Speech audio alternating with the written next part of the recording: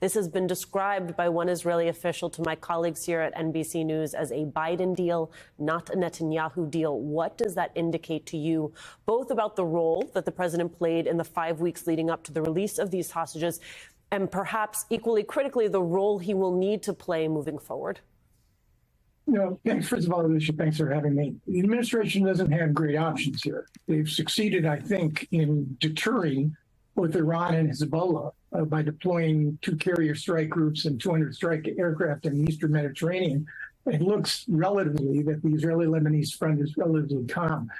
But on the other options, the president has focused primarily on the hostages, it seems to me, because they offer the only diplomatic pathway to do 2 things. And I don't think you have to be a brilliant analyst to read between the lines. Number one, the administration is under enormous pressures as a consequence of the humanitarian catastrophe in Gaza.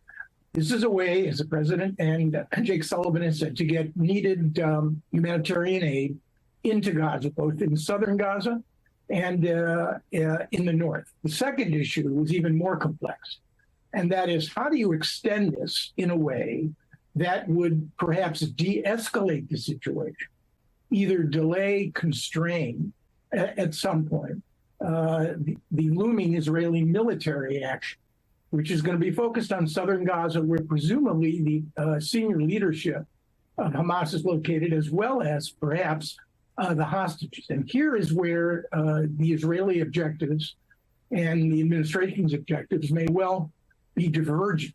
The Israelis are determined to, again, using their words, to eradicate Hamas both above ground and below, kill the senior leadership. But how does that really comport with the administration's objective right now in extending the ceasefire in order to regain or see more hostages released? Well, when you talk about that key decision point, that looming decision for Israel, resume the ground campaign or continue negotiations, what and who is factoring into that decision? I think the families of the hostages are critically important here.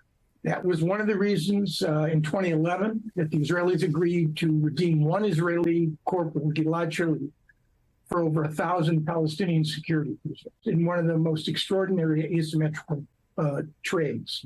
The hostage families in that situation played a critical role in bringing pressure on the government, and the same applies here. The more hostages that are released, the greater the need on the part of the hostage families for those who are still in Hamas captivity, greater the pressure on the Netanyahu government, which is why I believe that you may get another 4 or 5 days out of these sorts of negotiations.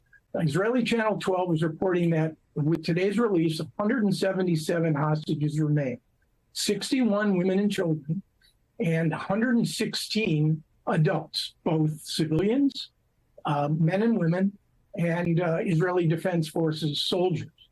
And it seems to me at some point, Hamas is going to run out of hostages to trade. They are not going to give up those adult males, let alone the IDF soldiers.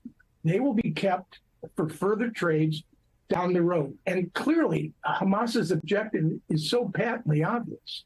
It's to dribble out hostages in the hopes that pressure, internal pressure in Israel, external pressure from the Arab states, from the Qataris, and even from the Biden administration, will force the Israelis to delay, constrain, and perhaps even at some point end their prospects of militarily eradicating Hamas's military infrastructure.